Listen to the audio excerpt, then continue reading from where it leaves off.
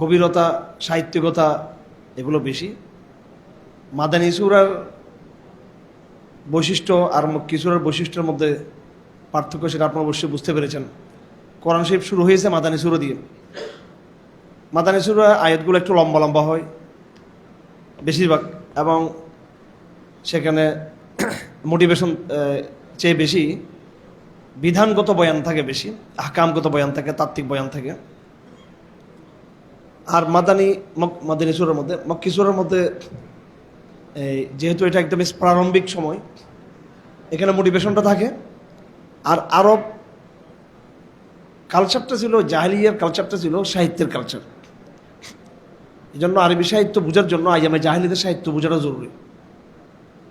তো আপনাদেরকে আমি শুরু দিয়েই দুটো কথা বলবো আজকে। সেটা হলো, শেষ পারা যেহেতু সূরাগুলো ছোট ছোট, সূরাগুলো আপনারা মুখস্থ করার চেষ্টা করবেন ইনশাআল্লাহ, যেহেতু সূরা ছোট ছোট। আর এটা যেগুলো মুখস্থ করার বিষয়, তাদাব্বুরের ক্ষেত্রে এটা সহজ। এই সূরাগুলোর তাফসির বোঝা, অর্থ বোঝা সহজ, যেহেতু ছোট ছোট। আর বিশেষ করে আমরা নামাজের মধ্যে এগুলো বেশি পড়ে থাকি। তো আমরা নামাজের সূরাগুলো, সালাতের সূরাগুলো তরজমা আমরা দেখে নিব। আমরা এটা এভাবে করতে পারি সহজ হওয়ার জন্য। এই 30তম পারার শুরু থেকে না করে তর্জমাটা আমরা শেষ দিক থেকে করতে পারি। সূরা ফালাকের তর্জমাটা শিখে নেওয়া, সূরা নাস, সূরা ইখলাস, এইভাবে যদি 15-20-30টা সূরার তর্জমা যদি আমাদের জানা হয়ে যায়, এবং এগুলো সহজ যেহেতু ছোট ছোট সূরা, তখন আপনি নামাজের মধ্যে, সলাতের মধ্যে অর্থ বুঝার একটা যে স্বাদ, মজা, এটা পাবেন। কোরআন নামাজের মধ্যে কোরআন বুঝে বুঝে নামাজ পড়া আর কোরআন না বুঝে নামাজ পড়ার মধ্যে অনেক বেশ কম। আজকে আমার যে মেসেজটা থাকবে, এখানে খুব বেশি বিধানগত আলাপ নাই। বেশিরভাগ আয়াতগুলো সাহিত্যপূর্ণ আয়াত, বালাগাত বলা হয় এটাকে। আরবি সাহিত্যের 3টা স্তর আছে। এটা আরবি সাহিত্য না, সব সাহিত্যের মধ্যে। একটা হলো শব্দ সংক্রান্ত ব্যাকরণ, আরেকটা হলো বাক্য সংক্রান্ত ব্যাকরণ, আরেকটা হলো বাক্যের উপরে অলংকার, বাক্যটাকে সাহিত্য দিয়ে এটাকে সাজিয়ে বলা। মসজিদ একটা শব্দ, মসজিদে আমি নামাজ পড়েছি, এটা একটা বাক্য। মসজিদে আমি মহান রবের সান্নিধ্যে তার পরশে আমি সময় কাটিয়েছি, এটা একটু সাহিত্য মিশ্রিত হলো এটা। তো মক্কি সূরাগুলোর মধ্যে শব্দগত বিষয়তা আছে, বাক্যগত বিষয়তা আছে। বাড়তি যেটা আছে সেটা হচ্ছে এটার মধ্যে সাহিত্য আছে, এজাজ আছে। প্রথম যেটা চ্যালেঞ্জ ছিল কাফেরদের পক্ষ থেকে, ভাষার দিক থেকে, যে কোরআনের ভাষার সাহিত্যমান, বালাগতের মানটা কতটুকু। এই জন্য কোরআন শুধু এখানে আমাদেরকে মোটিভেশন শুধু করেন নাই, আমার কথা একটু বুঝার চেষ্টা করবেন আপনারা। কোরআন শুধু আমাদেরকে আয়াতগুলি দিয়ে শুধু মোটিভেশন করে নেই, পক্ষান্তরের সাথে সাথে কোরাইশের সাহিত্যিকদেরকে চ্যালেঞ্জ করেছে। আম্মা ইয়াতাসাআলুনা আনিন নাবাইল আযীম আল্লাযী হুম ফীহি মুখতালিফুন কাল্লা সায়ালামুন সুম্মা কাল্লা সায়ালামুন। কথার স্টাইলটা দেখেন আপনি। এটা শুধু এটা মোটিভেশন না, এটার মধ্যে একটা চ্যালেঞ্জ আছে। যে চ্যালেঞ্জটা হচ্ছে সাহিত্যিক চ্যালেঞ্জ। কোরআন কারীমের যে মুআজিজা, এই মুআজিজা, এটা নিয়ে অনেক বিতর্ক আছে। এটা কি শব্দগত মুআজিজা, সাহিত্যের মুআজিজা, নাকি তার অর্থের মধ্যে মুআজিজা? সিদ্ধান্ত হচ্ছে এটা সামগ্রিক মুআজিজা কোরআন এটা। তো আমাদের জন্য বড় সুবিধা হলো, যেহেতু সূরাগুলো যেহেতু ছোট ছোট, আমরা সূরাগুলো আমরা তর্জমা সহ দেখার চেষ্টা করব। তা আমার প্রস্তাব হচ্ছে, আমরা যদি পিছন থেকে যদি তর্জমাগুলো শিখি, চেষ্টাগুলো কিন্তু উপায় হয়, চেষ্টাগুলো উপায় হয়। আজকে রোজা 29টা, আর আগামীকালকেও আপনাদের বাড়ি যাওয়ার খুব সুসংবাদ নাই, ঠিক আছে? সৌদি আরবের মতো চাঁদ উঠে নেই। হ্যাঁ, তো এটা আলহামদুলিল্লাহ, মাস একজন আলহামদুলিল্লাহ বলছে। তা আরও একদিন সময় পেলেন, এবং শেষ দিনটা আমাদের জুমাবার হবে আলহামদুলিল্লাহ, শেষ জুমা। তো আমি শেষ দিনটা বা কালকের দিনটা মিনিমাম আপনাদেরকে 10টা থেকে 15টা সূরা তর্জমা সহ শিখে দেবো ইনশাআল্লাহ। আমরা একদিন মেহনত করবো শুধু কোরআন নিয়ে। আমরা এখান থেকে যাওয়ার পরে প্রত্যেকটা নফল নামাজের মধ্যে যেন এই সূরাগুলোর যেন কি থাকে, শব্দ সব বোঝার জন্য আমরা আমাদের যেন সুযোগ হয়ে থাকে। সূরা নাবা, সূরা নাবা দিয়ে শুরু। আল্লাহ পাক বলেন, আউযু বিল্লাহি মিনাশ শাইতানির রাজিম, বিসমিল্লাহির রহমানির রহিম।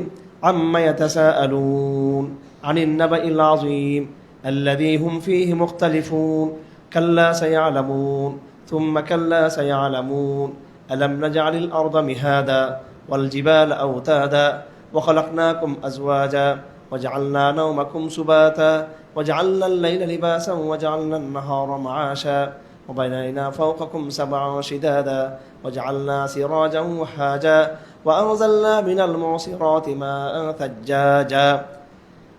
এইভাবে সবগুলো নিয়ামতের আলোচনা। তো শুরু করছে একটু ভিন্ন আঙ্গিকে। তারা কি সম্পর্কে পরস্পরকে জিজ্ঞেস করে, ইয়াতাসাআলুন, তারা পরস্পরকে কি সম্পর্কে তারা জিজ্ঞেস করে। তা আরবি গ্রামারে বিভিন্ন রূপান্তর আছে। সাআলা মানে জিজ্ঞেস করা, আর ইয়াতাসাআলু মানে পরস্পরকে জিজ্ঞেস করা। আনিন নাবাইল আযীম, তারা জিজ্ঞেস করছে মহা সংবাদ। আজকে দেখেন মিডিয়া কি করে, আমাদের সামনে বিভিন্ন ঘটনা নিয়ে আসে। কোথায় দুর্যোগ হচ্ছে, কোথায় রাজনৈতিক পট পরিবর্তন হচ্ছে, কোথায় আক্রমণ হচ্ছে। যেদিন এই পৃথিবীর চূড়ান্ত আক্রমণের শিকার হয়ে যাবে পৃথিবী, আল্লাহর পক্ষ থেকে সব ধ্বংস হয়ে যাবে যেদিন, এর পরের দিন তো মিডিয়া বাইরে হয়ে বলবে যে প্রথম হলো যে কিয়ামত অনুষ্ঠিত। সেদিন ডেইলি স্টার, প্রথম হলো বিবিসি থাকবে, এরা সিএনএন থাকবে, এফপিবি থাকবে, পিবি এগুলো থাকবে, এগুলো কোনো সংবাদ সংস্থা থাকবে না। তা আল্লাহ বলছেন আম্মা ইয়াতাসাআলুন আনিন নাবাইল আযীম, মহান সংবাদ। তো ইসলামকে, কোরআনকে মনে করা হয় এটা মিডিয়ার সামনে, এটা কি মিডিয়া তো একটা স্মার্ট একটা ব্যাপার স্যাপার মিডিয়া। হ্যাঁ, এই মিডিয়া হাজার হাজার বছর মানব জাতির সংবাদ পরিবেশন করেছে, কিন্তু মানব জাতির চূড়ান্ত সংবাদ মিডিয়া দিবে না। সেদিন মিডিয়া নিজেই ডাল হয়ে যাবে। সেদিন যেদিন পাহাড়গুলো ধ্বংস হয়ে যাবে, সমুদ্রগুলো শুকিয়ে অগ্নিগর্ভ পরিণত হবে, আসমান টাসমান টুকরো টুকরো হয়ে যাবে, মানুষ যেদিন মানুষ প্রথম সিংহে ফুঁক দিবে, সবকে ধ্বংস হবে, আবার কিছুদিন পরে দ্বিতীয় সঙ্গে ফুৎকার দিবে, এই বিষয়গুলো কি তখন কোনো মিডিয়া আনার সুযোগ থাকবে না। তাহলে এখন আপনি কোন দিকে যাবেন? কোনটা আসল মিডিয়া? হ্যাঁ, কোনটা আসল মিডিয়া? কোরআন হচ্ছে আসল মিডিয়া। কারণ কোরআন ছোট ছোট ছোট ছোট ভূমিকম্পের খবর, তাও তো এগুলো দিয়েছে কোরআন। হ্যাঁ, দৈনিক দৈনিক কোনো খবর দেয় নাই কোরআন, কিন্তু ভবিষ্যতের চূড়ান্ত সংবাদ কোরআন শরীফ দিয়েছে। তো হাদিস শরীফে আছে, হযরত আলীর হাদিস, তিনি বলেন রাসূলুল্লাহ আমাদেরকে একদিন ডেকে বলতেছেন সায়াকুনুল ফিতানু, যে অরাজকতা ফিতনা হবে, অস্থিরতা বাড়বে, হ্যাঁ, আক্রমণ পাল্টা আক্রমণ, এবং সামগ্রিক মুসলমানদের মধ্যে ভিন্ন সংকট তৈরি হবে। তো সাহাবায়ে কেরাম বললেন ইয়া রাসূলুল্লাহ মাল মাখরাজু আনহা, এখান থেকে আমরা কিভাবে এক্সিট করব, ফিতনা থেকে বের হবো কেমনে? আল্লাহ রাসূল বললেন সাল্লাল্লাহু আলাইহি ওয়াসাল্লাম, কিতাবুল্লাহ, আল্লাহর কিতাব, ফিহি নাবাউ মা ক্বাবলাকুম ওয়া খাবরু মা বা'দাকুম ওয়া হুকমু মা বাইনাকুম হুয়াল ফাসলু লাইসা বিল হাজল। যে কোরআন হচ্ছে আপকামিং যেই অরাজকতা হবে, আগামী দিন আসন্ন যে সংকট, এই সংকট থেকে বাঁচার সবচেয়ে বড় মাধ্যম হচ্ছে কোরআন। কেন? কোরআন হচ্ছে অতীতের সংবাদ, আগামীর ভবিষ্যৎবাণী, বর্তমানের সংবিধান। তো কোরআনে কারিমে দুটো জিনিস পাচ্ছি আমরা। কাসাস আমরা পড়েছি, কাসাস কাহিনী, অতীতের হাজার হাজার বছরের এমন সমস্ত ইতিহাস বলেছে যেগুলো কোনো ইতিহাস বলতে পারবে না, কোনোদিন কোনো ইতিহাস বলতে পারবে না, ইতিহাসে কেউ বলতে পারবে না। ওয়াদ, সোয়া, ইয়াহুস, ইয়াউক, নাসার, এসব জাতির কথা কেউ বলতে পারবে না। এবং আদমের সৃষ্টির রহস্য কেউ বলতে পারবে না। নূহ আলাইহিস সালামের দুর্যোগ সম্পর্কে কেউ আমাদেরকে সঠিক তথ্য দিতে পারেনি, কিন্তু কোরআন আমাদেরকে সঠিক তথ্য দিয়েছে। এরপর কোরআন ভবিষ্যতের চূড়ান্ত যে ধ্বংস যেটা হবে সেটা বলছে আনিন নাবাইল আযীম আল্লাযী হুম ফীহি মুখতালিফুন, এমন একটা সংবাদ সম্পর্কে তারা বিরোধ করতেছে, পদবিরোধ। হ্যাঁ, যেটা কেউ বলে হবে, কেউ বলে হবে না, সংশয়বাদী। এরা হলো কি? সংশয়বাদী। এরা কেউ কেউ অ্যাগনস্টিক, এরা সংশয়বাদী। আল্লাহ বলেন কাল্লা সায়ালামুন সুম্মা কাল্লা সায়ালামুন, অবশ্যই জানবে, না না অবশ্যই জানবে। এগুলো আরবি সাহিত্যের কতগুলো ব্যাপার, এগুলো একাডেমিক ক্লাসে না আসলে এগুলো বোঝানো যাবে না। আমরা অনেক সময় কোরআনটা হচ্ছে লেখার লিখিত রূপ না, কোরআন হচ্ছে কথার রূপ। কথার মধ্যে আমরা বলি, লেখার মধ্যে কিন্তু লেখাটা একটু, লেখার মধ্যে সরলতা থাকে এবং লেখার মধ্যে আবেগ কম থাকে। লেখার মধ্যে যাকে লেখার পাঠানো হচ্ছে তার প্রতি ইনফ্লুয়েন্সটা খুব কম, অনেক কম, অনেক কম, অনেক কম। কিন্তু কথার মধ্যে কিন্তু বেশি থাকে। হ্যাঁ, একজন মানুষকে বলছে আমি আপনাকে ভালোবাসি, আমি আপনাকে মহব্বত করি, এটা যদি চিঠিতে লেখেন, একটা মুখে বলেন, অবশ্যই যেটা মুখে সেটা অনেক বেশি ইফেক্টিভ। এই জন্য কোরআনের আন্দাজটা হচ্ছে কথার আন্দাজ, চিঠির আন্দাজ না কিন্তু এটা। তো আমরা যখন কথা বলি, না না আমি করি ছাড়বো, মানে আমি না করি ছাড়বো তা আমি করবো না, এটা নাকি? না না না মানে কি? আমরা হ্যাঁ আমি করে দেখবো, আমরা এটাকে কি বলি বুঝেন না? মানে এখানে আসলে কেউ একবার বুঝে না, এমনি দুনিয়ার সব কিছু প্রযুক্তি মজুক্তি মোবাইলের যে ফাংশন বুঝে সবাই।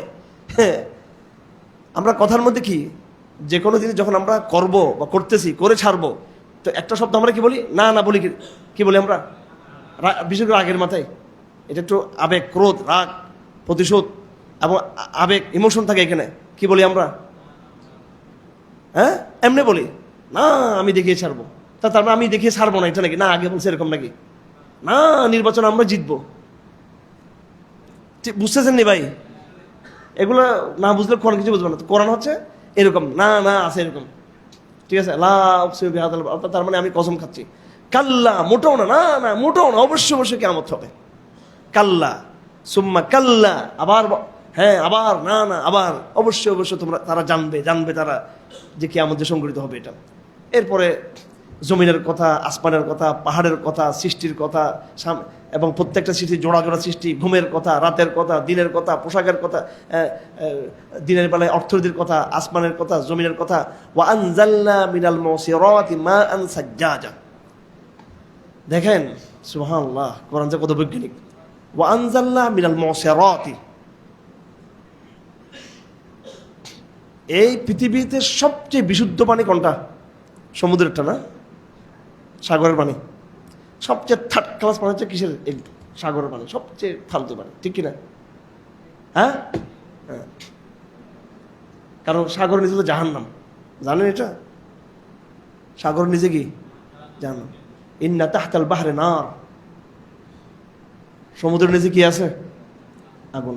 এটা বিজ্ঞানে, এটা তো উপর দিয়ে আমরা পানি দেখতেছি, ভিতরে তো কয়লার আগুনের অগ্নিকুণ্ড ভিতরে, ঠিক কিনা? হ্যাঁ হ্যাঁ, অবশ্যই গভীরে গভীরে যখন যাবেন, কারণ তো একটা তলে গিয়ে তো কি পানি শেষ ওখানে, এরপরে কি মাটির এরপরে কি এরপরে কি এরপরে কি এরপরে কি, এটা বিরাট বিরাট এখানে ফাংশনগুলো আছে, এখানে অগ্নির উপাদানগুলো সেখানে আছে সমুদ্রের মধ্যে। এটা হাদিস এবং এটা বিজ্ঞান দ্বারা অ্যাবসলিউট এটা প্রমাণিত। এটা সমুদ্রের তলদেশে আমাদের একজন বড় আপন মানুষ শহীদ হয়েছেন। উনি আবার শহীদ বলতে আপনার আবার আদর্শিক ভেবে মানে একটা ব্যবসায়ী মানুষ ছিল, আমার বাবার বন্ধু ছিল। ওনারা এখানে আসছিলেন, এখানে একজন ওনার ছেলে এবং ওনার নাতি, ওই যে টাইটানিক না কি একটা, ফাইটানিক কি একটা আছে, ওইটা সাবমেরিন দিয়ে এটা দেখতে যায় অনেক, একবার সমুদ্র কত মিটার যাইতে হয়। তো ওইটা ওখানে ফাংশন করে না, ওরা সবাই শহীদ মারা গেছে ওখানে। এবং তাদের সাথে আমাদের একটা পারিবারিক সম্পর্ক ছিল, টাকার জোরে গেছে আর কি, এখানে টাকার জোরে। ওই ঘটনার পর আমি যখন মালদ্বীপ গেছি, আমার ভাইরা নিয়ে গেছে সাবমেরিন, বলে ইয়ে করার জন্য। এটা ছোট গরিব সাবমেরিন, এটা মালদ্বীপেরটা না, আমরা তো গরিব। ওইটা হচ্ছে আমার বাবার বন্ধু যারা, ওরা ছিল লন্ডনে থাকে, এরা অনেক ভিএভি, এরা কত লাখ লাখ ডলার দিয়ে ওরা গেছে। আর আমি আমার মেয়ে পিচ্ছি আফিফাকে নিয়ে গেছি, এটা অসহায় সাবমেরিন, এটা মালদ্বীপের। তো বাংলাদেশে একটা ওই সাবমেরিন একটাও নেই, বাংলাদেশে তো আর একটা ফালতু দেশ। বাংলাদেশের চেয়ে মালদ্বীপ 10 গুণ উন্নত, আপনি গেলে দেখবেন। একটা হরণ নাই, একদম হরণ বাচ্চা পরে দেখেছি, এটা বাঙালি হরণ দিয়েছে এটা। যাক, তো সমুদ্রের তলদেশে বড় কি আছে? কোরআন কারিমে জায়গায় জায়গায় আছে সমুদ্র একদিন অগ্নিকুণ্ড পরিণত হয়ে যাবে। কারণ পানি থেকে যখন আপনি অক্সিজেন বাইর করবেন, পানি কি হয়ে যাবে এটা? হ্যাঁ, থাকবে নাকি সব হাইড্রোজেন হয়ে যাবে। তো এখন ইসলাম যে কত বিজ্ঞানিক, আল্লাহ পাক বলতেছে তুমি কি দেখো না আমরা স্বচ্ছ পানি আসমান থেকে আমরা অবতীর্ণ করেছি। সবচেয়ে বিশুদ্ধ পানি কোনটা? বৃষ্টির পানি, ঠিক কিনা? নাকি ঝর্ণার পানি? ঝর্ণার পানির মধ্যে কিন্তু জীবাণু থাকে, কিন্তু ঝর্ণার পানি নদীর পানির চেয়ে অনেক ভালো। সাগর পানি তো কোনো পানি নেই, এগুলো তো সাগর পানি তো পানি নেই। এটা আমি একটা আপনাদেরকে আজকে তথ্য দিই, অনেক এটা দজ্জালি তথ্য, এটা সূত্রটা গুরুত্বপূর্ণ। পৃথিবীতে পানির সংকট, এটা আমরা বুঝতেছি না, পৃথিবীতে পানির সংকট আছে পৃথিবীতে, এটা বাংলাদেশে বুঝায় না, এটা সারা পৃথিবীতে পানির সংকট। আগামী দিনে পানির সংকটটা আরো তীব্রতর হবে, আরো কি হবে, তীব্রতর হবে। একমাত্র ইসরায়েল যাদের কাছে এই সমুদ্রের পানিকে সুপিয়ে করার সর্বাত্মকভাবে সম্পূর্ণরূপে প্রযুক্তিটা তাদের কাছে আছে, এবং তার এই পানিটাকে সারা বিশ্বব্যাপী বাজারজাত করার মতো ক্ষমতা এদের আছে, এরা তার কারোর কাছে এটা নেই।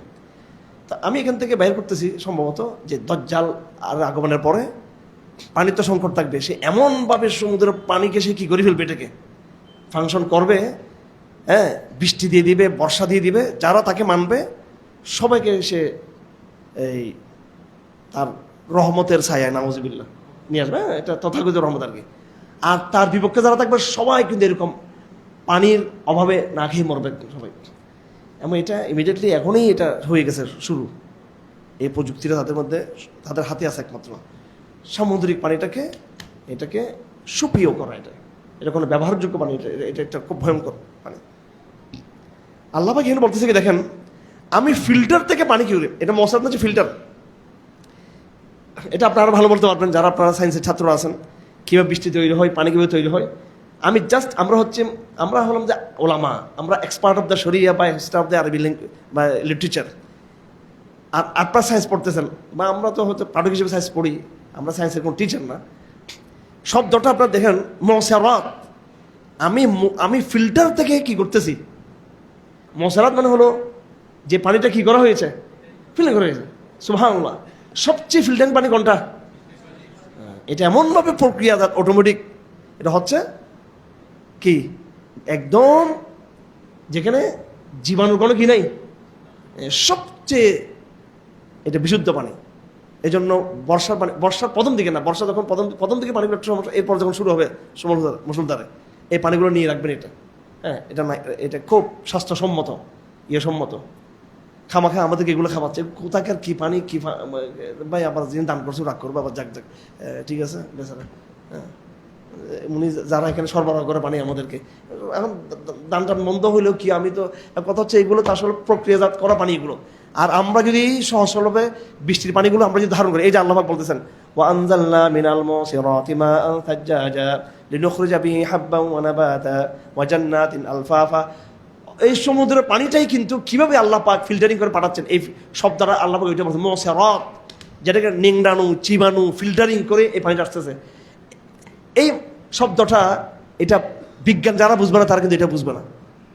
সমুদ্রের পানি দিকে কোনো জায়গায় ঘাস হবে, ফল উৎপন্ন হবে, এটাকে আল্লাহ পাক ন্যাচারালি এটাকে প্রক্রিয়াজাত করে এটাকে দিয়ে ফল উৎপন্ন হচ্ছে, গাছ উৎপন্ন হচ্ছে। হ্যাঁ, সুবহানাল্লাহ, অনেকগুলো মর্যাদা কোরআন শব্দের মধ্যে। এরপরে অনেকগুলো আল্লাহ পাক নিজের আসমানের জমিনের কথা নিয়ে আসছেন, তারপর জাহান্নামের কথা নিয়ে আসছেন। হ্যাঁ, তারপর যারা মুত্তাকি হবে আপনাদের জন্য সুন্দর, ইন্দাল মুত্তাকিনা মাফাজা, জাহান্নামীদের জন্য যেমন ভয়ঙ্কর ভয়ঙ্কর এখানে খারাপ খারাপ খাবার, খারাপ ঠিকানা। হামিমান ওয়াসাখা, গাসাক এটার নাম, পুঁজ, গরম পানি, ময়লা। জাযাউম বিফাকা ইন্নাহুম কানু ইয়ারজুনা হিসাবা, তারা তো কোনো হিসাব নিকে আশা করেন, এই জন্য এগুলো গরম গরম খাবে। আর যারা মুত্তাকি থাকবে তাদের জান্নাতে ঠিকানা হবে হাদাইকা ওয়া আনাবা, বাগানা থাকবে আর আঙ্গুর খাবে। ওয়া কাওয়াইবা আতরাবা, সমবয়স্ক বউ থাকবে তাদের, এরা বেশি ছোট না বেশি বড় না, ইয়াং সবগুলো এক সমান সমান সারা এরা থাকি দেবে। ওয়া কাওয়াইবা, এগুলো হচ্ছে মানে যাদের ফিজিক্যাল বর্ণনা দিয়েছে খুবই মানে যেটা ওখানকার যেটা বড় নিয়ামত স্বরূপ। ওয়া কাসান দিহাকা, এবং তাদের সামনে মানে সুশীবিত পানির জন্য যেটা এখানে ইয়ে বলতে কাজ বলতে মদ বা এরকম বলা হয় না, যেটা জান্নাতের যে পানীয় যেটা ওইটা বোঝানো হয়েছে। লা ইয়াসমাউনা ফিহা লাগাওয়া ওয়ালা কিযাবা, সেখানে মিথ্যা কথা এবং মিথ্যা ফালতু আড্ডা ওগুলো থাকবে না। এইভাবে এই কথাগুলো এখানে আসছে। সূরা নাজিআত, এটা শুরু হয়েছে একেবারে ভয়ঙ্কর ভয়াবহ ইয়ে দিয়ে। আপনারা মিয়া জিনকে ভয় পাবেন মিয়া ফেরেশতাদেরকে। জিন কি আমার জান কবজা করবে? জিন কি আমার জান কবজা করবে? জিন বেশি চেয়ে বেশি আপনারা মুভ ধরবে, রাত্রেবেলা ধরবে। কালকে কেউ ধরছিল আপনাদের? কেউকে সূরা জিনের কালকে তাফসীর করছে, কেউ ধরে না। হ্যাঁ, ভয় করবেন ফেরেশতাদেরকে। কেমন ফেরেশতা? ওয়ান্নাজিআতি গারকা ওয়ান্নাশিতাতি নাশতা আন্নাজিআতি গারকা। এগুলা শব্দটা হচ্ছে, এগুলো আরবি গ্রামাটিক্যাল শব্দ আর কি, আরবি গ্রামার বিষয়, স্ত্রীলিঙ্গ শব্দ। তো ফেরেশতা কি স্ত্রী নাকি? এটা হচ্ছে সিফত, গুণবাচক। অর্থাৎ যারা আলেম তারা বুঝে নেবেন, সিগতু সিফাতিন গলাবাত আলাইহি ইসমিয়াতু, এটা সিফতের সিগা, গুণের সিগা, কিন্তু এটা ফেরেশতার সত্তাকে বোঝানো হয়েছে। ওয়ান্নাজিআতি গারকা, যারা কঠিনভাবে জানটাকে টেনে টেনে জানটাকে বের করবে, আল্লাহ হেফাজত করবে। এটা কাদেরটা? কাফেরদের জানকে কি করবে? টেনে টেনে বের করবে, কষ্ট হবে কাফেরদের মৃত্যুটা। তার বিপরীত ওয়ান্নাশিতাতি নাশতা, মুসলমানদের জান কবজটা হবে গিটটা খুলে দেওয়ার মতো, হালকা করে জানটা বের হয়ে যাবে। আলহামদুলিল্লাহ, ঠিক আছে। এই জন্য ভাই ফাঁসিকি করা যাবে না, মোবাইলের সময় বেশি দেওয়া যাবে না, আলতু আলতু কাজ করা যাবে না। তাকওয়ার পর থাকতে হবে, জিকিরে থাকতে হবে, আল্লাহর স্মরণ থাকতে হবে। মৃত্যু যেন সহজ হয়, মৃত্যু যেন কি হয়? সহজ হয়, ঠিক আছে। শব্দটা দেখেন, ওয়ান্নাজিআতি গারকা, একদম কঠিনভাবে জানটা বের করবে ফেরেশতারা। ওয়ান্নাশিতাতি নাশতা, ইমানদার যে সে কি সহজে সে ইয়ে করবে। নাশত বলা হয় তাকে কি করা? খুলে দেবো। কি করা? যেটা খুলে আস্তে করে খুলে দেবে। ওয়াসাবিহাতি সাবহা ফাসাবিকাতি সাবকা ফালমুদাব্বিরাতি আমরা, ফেরেশতাদের প্রশংসা যারা চলমান রয়েছে বায়ুতে, বাতাসে, সব জায়গায়, সামনে যারা সাঁতার, ফেরেশতারা তো বিশাল বিশাল পাখা আছে, সাঁতার কাটছে মানে ওটা বাতাসে রয়েছে, এবং তারা আল্লাহর বিভিন্ন কাজ তারা পরিকল্পনা করে দেখেন। সমুদ্রের ঢেউ, হ্যাঁ, জলোচ্ছ্বাস, বাতাসের গতি, ঠিক আছে, কোনো দুর্ঘটনাকে প্রতিরোধ করা বা কোনো দুর্ঘটনা চাপিয়ে দেওয়া, ইত্যাদি ইত্যাদি, এগুলো পরিকল্পনা তারা করে।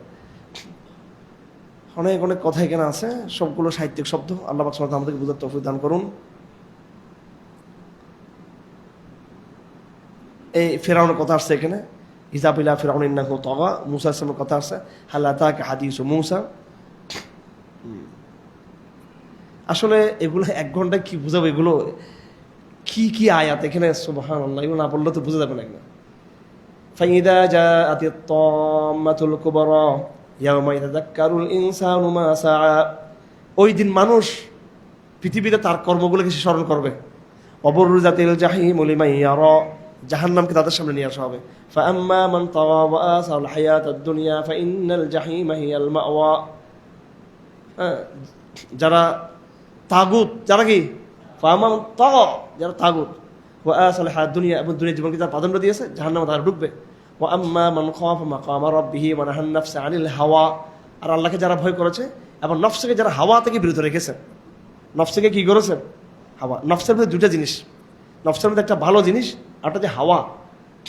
তো এখন যারা বলে যে আমি খারাপ কাজ করছি আল্লাহর ইচ্ছায়, এই আয়াত নম্বর 40, ওয়ানাহান নাফসা, নিজের মনকে হাওয়া থেকে বিরত রাখতে হবে।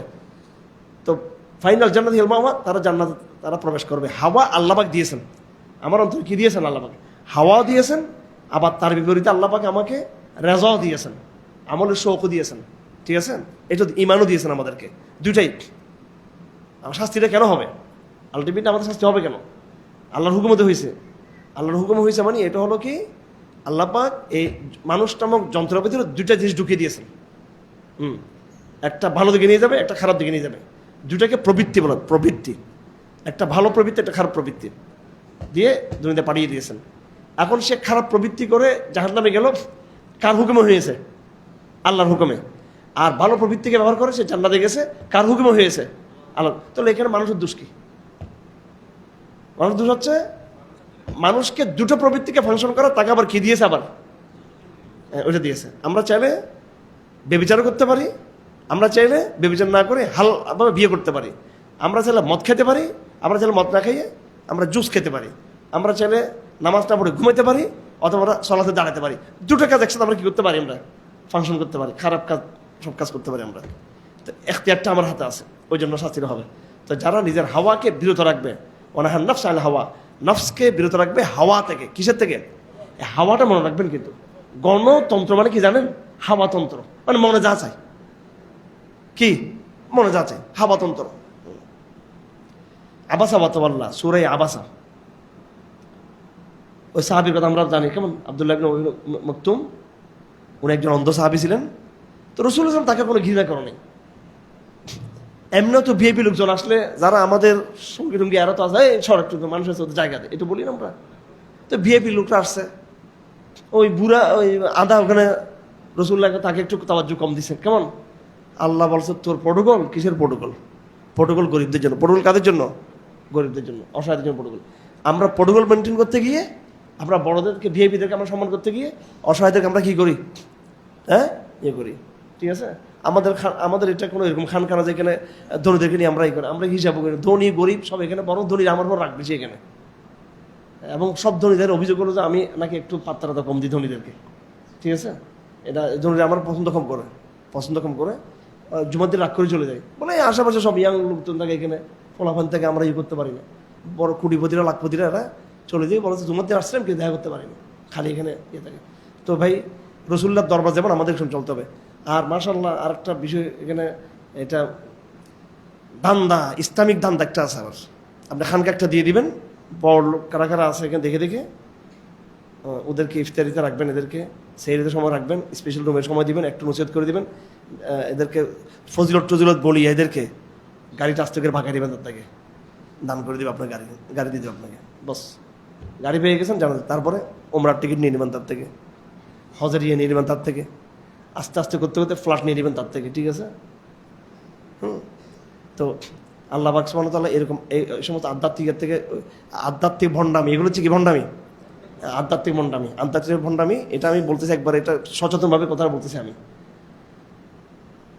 অডিয়েন্স হবে আবাসা ওয়া তাওয়াল্লা আন জাআহুল আ'মা ওয়া মা ইউদরিকা লাআল্লাহু ইয়াযাক্কা আও ইয়াযাক্কারু ফাতানফা'হু যিকরা আম্মা মান ইসতাগনা ফাআনতা লাহু তাসাদ্দা। যারা গণী, যারা ধনী, যারা বেনিয়া, যারা কোনো শিখতে আসে নাই, এখানে এমনি আসছে ইয়ে করার জন্য, তুমি তাদেরকে গুরুত্ব দিচ্ছ।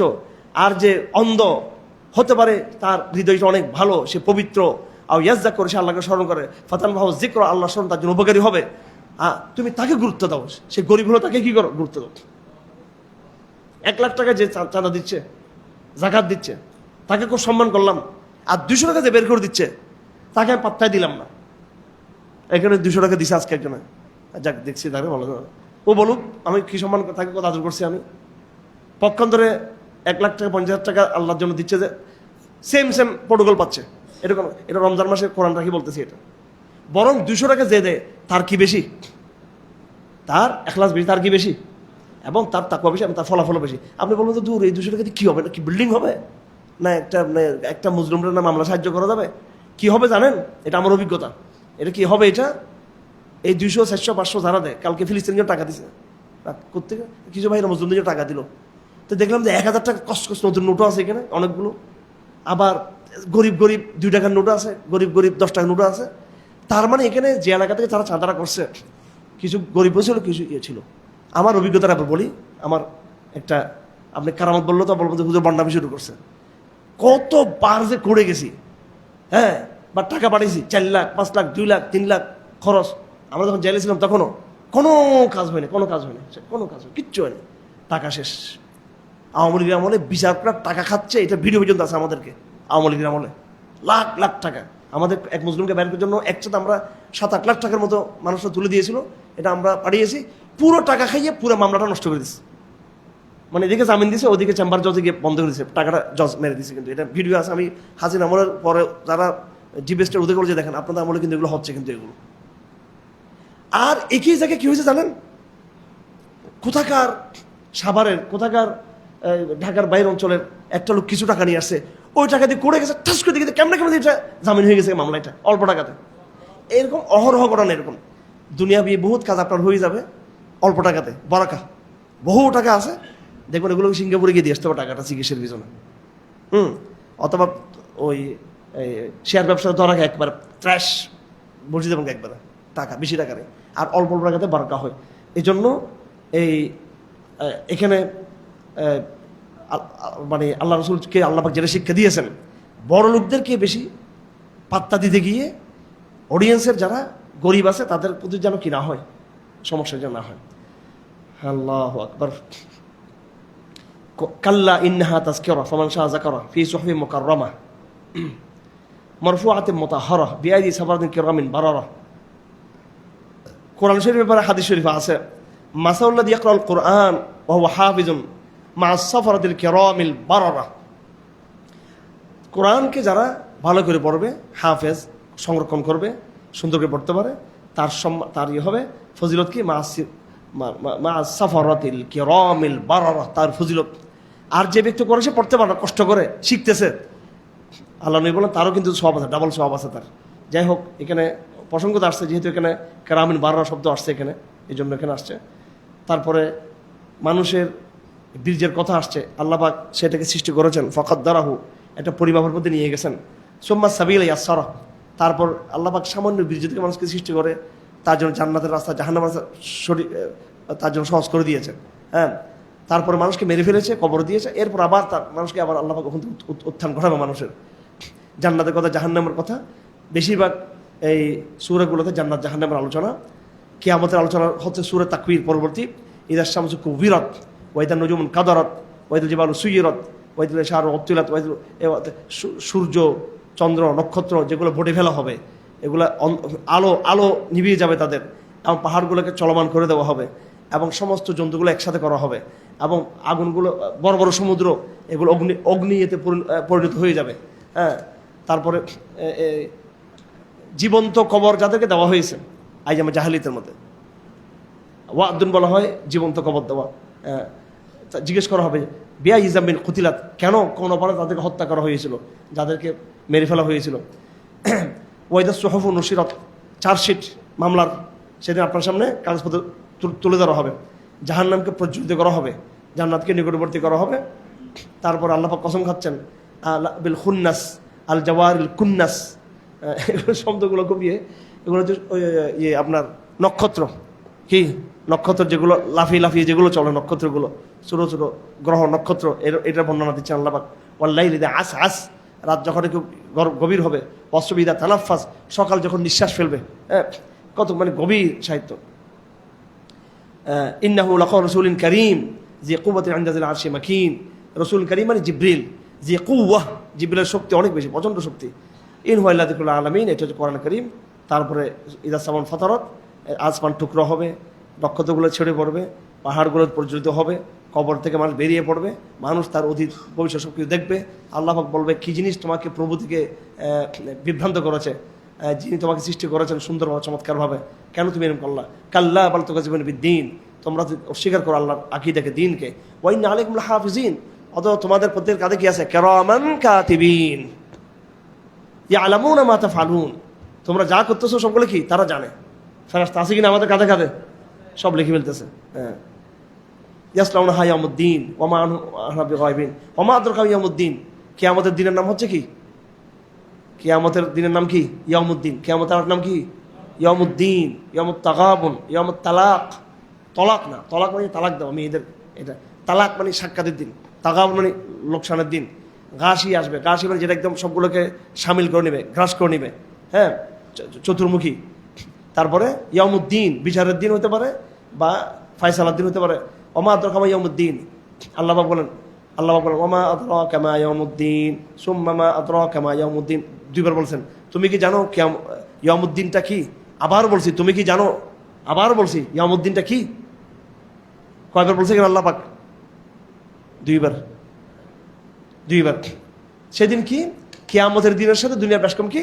ইয়াউমা লা তামলিকু নাফসুন লিনাফসিন শাইআ, সেখানে মানুষের সামান্য কি থাকবে না, ইচ্ছা শক্তি থাকবে না।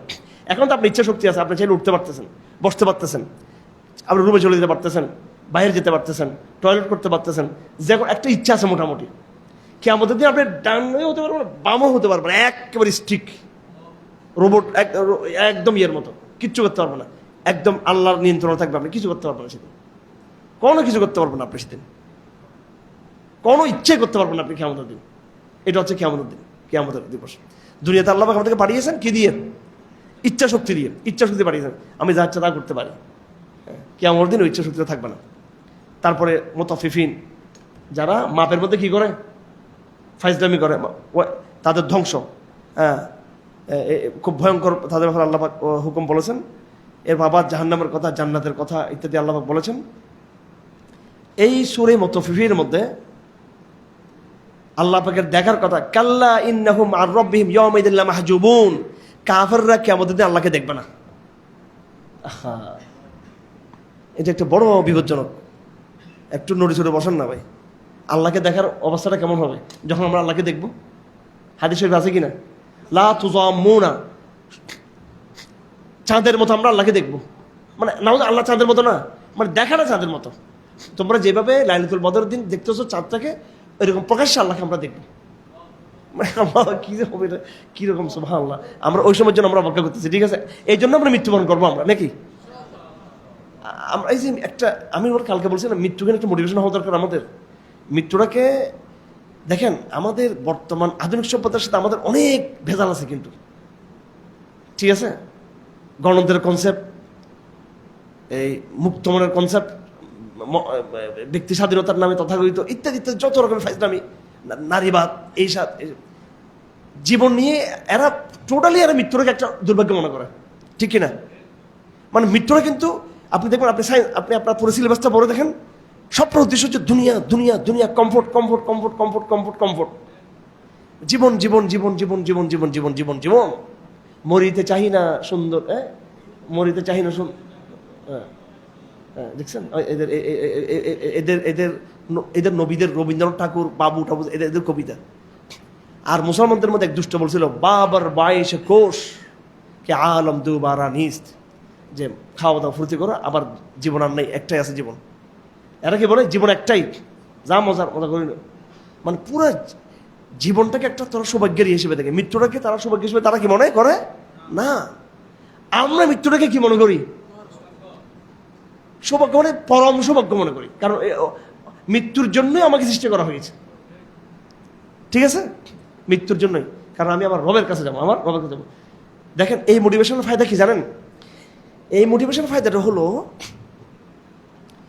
আপনার মধ্যে আল্লাহ দেখতেছেন, আমল একটু কম আছে, আল্লাহ পাক দেখতেছেন, কিন্তু আল্লাহ দেখতেছেন, আল্লাহর একটা প্রেম আপনার ভিতরে আছে কিন্তু, যে আমল কমের কিন্তু সে একটা আমার সাথে, আমার কাছে আসতে চায়, আমাকে দেখতে চায়। তো আল্লাহ তো এমনি তো সর্বদা তারা কি করবে না ভাই, কি রু তো আগ্রহ করে আসছে আমার এখানে, কথা বুঝতেছেন?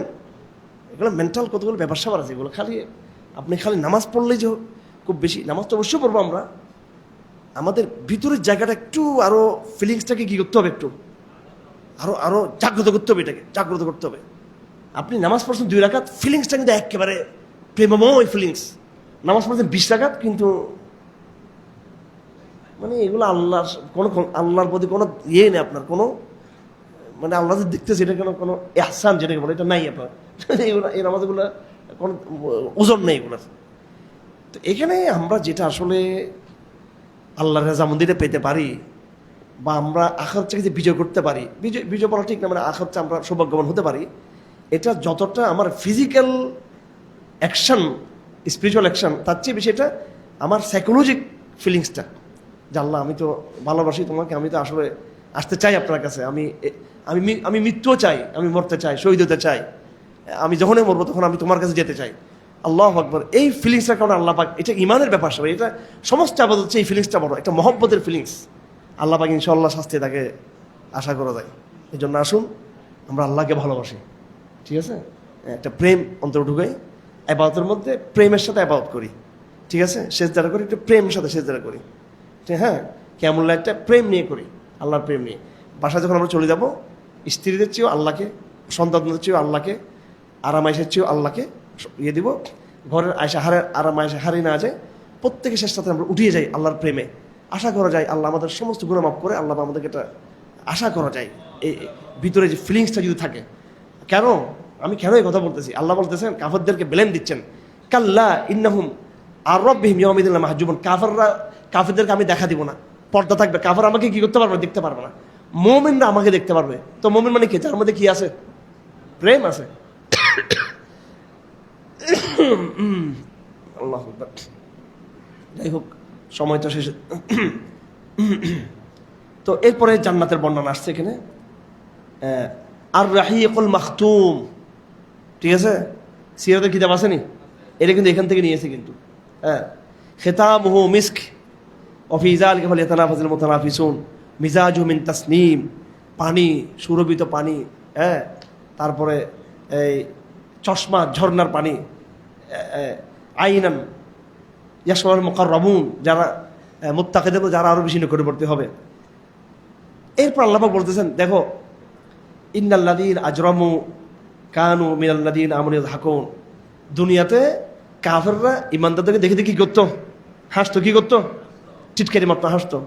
ওয়াইজা আমার রবি মেদাকা মাজুন, পাশ দিয়ে গেলে তাদেরকে একটু এটাকে কি বলে, টিট টিট করে, কি করতো? তাদেরকে টিট করতো, তাদেরকে ইয়াদাকা মাজুন, ইঙ্গিত দিয়ে কথা বলতো।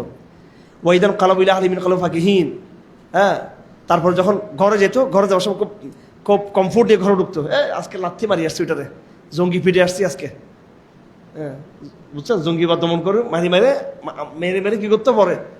ওরে ভাই, আমি যখন প্রথম গ্রেপ্তার হই, এগুলো এখন কোথায় কোথায় আছে, এগুলো সব অনেকের খোঁজখবর আছে।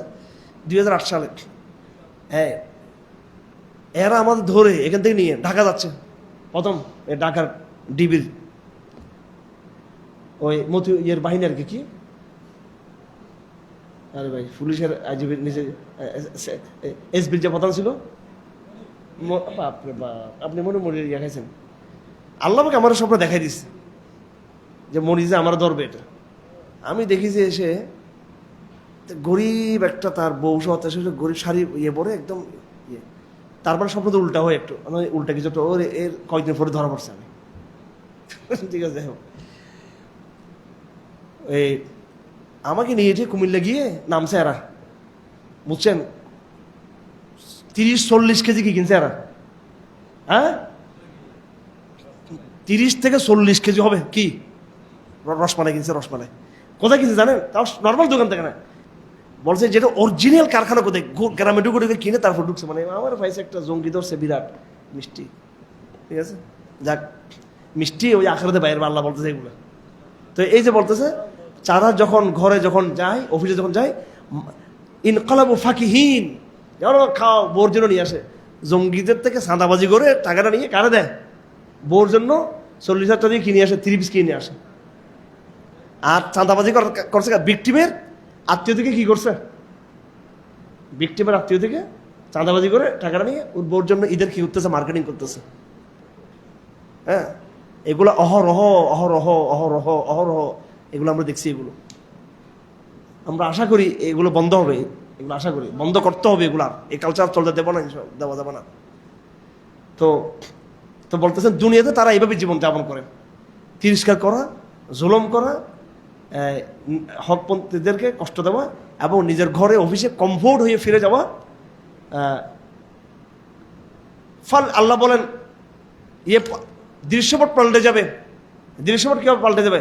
ফালিয়াউমাল্লাযীনা আমানু মিনাল কুফফারি ইয়াদহাকুন, আজকে উল্টা সে ইমানদাররাই কাফের দিকে দেখে আজকে হাসতে থাকবে। তারা আজকে উল্টাই যাবে। আলাল আরাইকি ইয়ানজুরুন, তারা বড় বড় গদিতে বসে বসে দেখবে। ঠিক আছে, সন্তোষ শর্মা, তারপরে ওর যে ইন্টেলিজেন্স আসছিল ইন্ডিয়ার, ও কোথায়? আমাকে যখন এই সন্তোষ এবং ওই ইন্ডিয়ান ওই পাপেট যে রয়ের ইয়ে ছিল, যখন জিজ্ঞাসাবাদ করতেছে বাংলাদেশের পুলিশের মোনাফিকগুলো, ওদের সামনে জোস টোস, আমি দেখেন ক্যাপ্টেন কাপ পড়ার ক্ষুধার্ত পিপাসার্থ আমি, হ্যাঁ, ক্ষুধার্ত পিপাসার্থ, আর এদের সামনে জোস টোস একবার সব খাচ্ছে। আর আমি জিজ্ঞেস করতে, আমাদের এই জায়গার মধ্যে আল্লাহ তোদের জাহান্নাম ঘটাবে, একদিন জান্নাতের মধ্যে আমি এই জায়গা পড়বো, তোদেরকে আল্লাহ জাহান্নাম অপেক্ষা করতে হবে। আল্লাহ দুনিয়াতে আল্লাহ লাঞ্ছিত করে দিয়েছে এদেরকে, সোরের মধ্যে থাকে সন্তোষ শর্মা এখন। ঠিক আছে, কত লোক যে সে লাগাচ্ছে তা ইয়ে করার জন্য, ইয়ে করতে।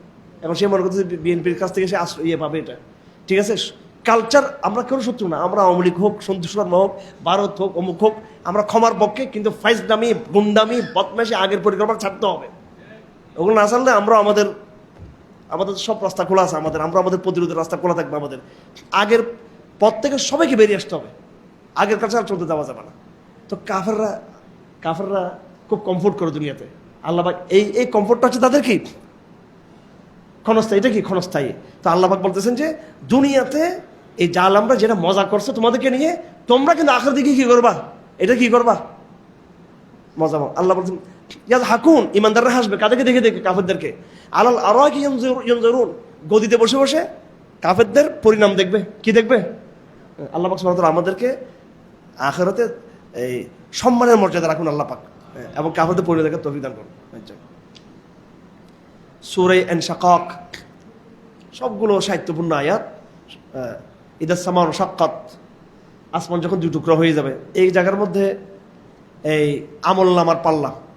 ও আম্মা মান উতি কিতাব বিয়ামিনহি, যে ব্যক্তির ডান হাতে কি পাবে? আমলনামা পাবে, তার হিসাব হবে সংক্ষিপ্ত। ও আম্মা মান উতি কিতাব, যাকে দেওয়া হবে কি পিছনে বাম দিকে, তার আমলনামা হবে কি রে? ভয়াবহ ভয়াবহ, তার পরিণতি হবে ভয়াবহ। এরপরে আরো বিভিন্ন আয়াতগুলো এখানে রয়েছে। আমরা যাবো এখন সূরাতুল বুরুজ। ওয়াস-সামাই যাতিল বুরুজ ওয়াল ইয়াউমিল মাউউদ ওয়া শাহিদুন ওয়া মাশহুদ কুতিলা আসহাবুল উখদুদ। কুতিলা আসহাবুল উখদুদ, এই ঘটনা কারা কারা জানে? হাত তুলেন দেখি। জানেন সবাই? সুবহানাল্লাহ। আসহাবুল উখদুদ, এটা আমাদের জন্য শিক্ষণীয়। ঠিক আছে? আসহাবুল উখদুদের চরিত্রের মধ্যে কি আছে?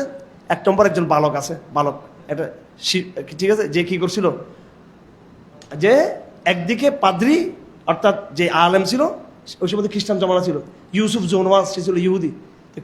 খ্রিস্টান ধর্ম ছিল সেই সময়, আসল ধর্ম ছিল সেটা, তো হক ধর্ম একদম। আমাদের নবীজির মাত্র আগমনের কয়েক বছর আগের ঘটনা এটা, 50-60-70 বছর আগের ঘটনা ছিল এটা। হয়তো মনে জানো তার কবরটাকে আবিষ্কার করতে পারছেন বলে জানা যায় ইতিহাসে। হ্যাঁ, ওইভাবে শুয়ে আছে ওই বালক। তো তার বৈশিষ্ট্য কি? সে একদিকে পাদ্রী, আরেকদিকে কি জাদুঘর। সে আল্লাহকে বলছে, আল্লাহ আমাকে হক জাহের করে দাও।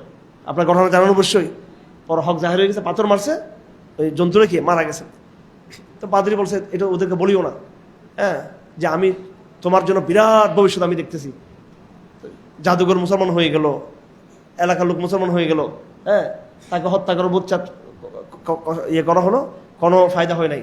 পাহাড়ের নিচে সমস্যা হয় নাই, সমুদ্রের নিচে কোনো ইয়ে হয় নাই। সে বলছে, তুমি যতক্ষণ না বলো বিসমি রব্বি হাযাল গোলাম, এর আগ পর্যন্ত তোমাকে হত্যা করতে পারবো না। পরে বিসমি রব্বি হাযাল গোলাম বলছে, তখন তারপর তাকে হত্যা করতে পারছে, তাকে শহীদ করতে পারছে। এবং ইতিহাসে এটা পাওয়া যায়, ওমর খাত্তাব রাদিয়াল্লাহু আনহু ওই লাশটা কি করছেন, যেখানে তার আছে ওই জায়গাটা তিনি মেনশন করেছেন। যাই হোক, এই আসহাবে উখদুদের মধ্যে পরবর্তী জোয়ার শুরু হয়ে গেছে, নারী পুরুষ আবাল সবাই কি হয়ে গেছে। এই এই এই যুবকের ইমানি জজবা দেখে আল্লাহ পাক আপনাদেরকে সেরকম ইমান বলা বানা দিক। একজন জাগবে, পুরো জাতিকে জাগায় দিবে। একজন যুবক যে পুরো জাতিকে জাগায় দিবে, সুবহানাল্লাহ। এবং এমনভাবে তারা ইমানকে দেখেছে, মৃত্যুকে তারা বরণ করে নিয়েছে। আগুনে কি করা হচ্ছে? নিক্ষেপ করা হচ্ছে। ওই জায়গায় হাদিস একটা ঘটনা আছে, বড় হৃদয় বিদার ঘটনা। একটা মা যখন আগুনে যখন তাকে নিক্ষেপ করা হচ্ছিল, সে যখন আগুনে যখন সে ঝাঁপ দিবে, হয়তো ইমান, হয়তো আগুন, নয়তো কুফর। তারা তো কুফর গ্রহণ করার সময় আগুনে তাদেরকে পুড়িয়ে মারা হয়েছে।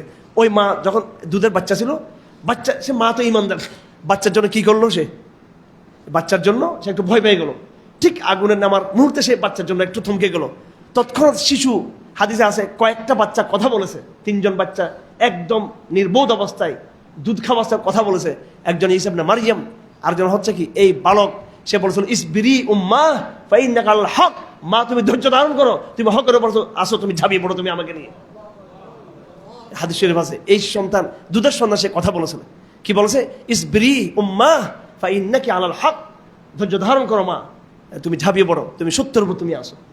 এই শিশু কথা বলেছেন। মারিয়াম নে হযরত ঈসা কথা বলেছেন। আরেকজন মেয়েকে মিথ্যা অপবাদ দেওয়া হয়েছিল, জেনার অপবাদ দেওয়া হয়েছিল তার।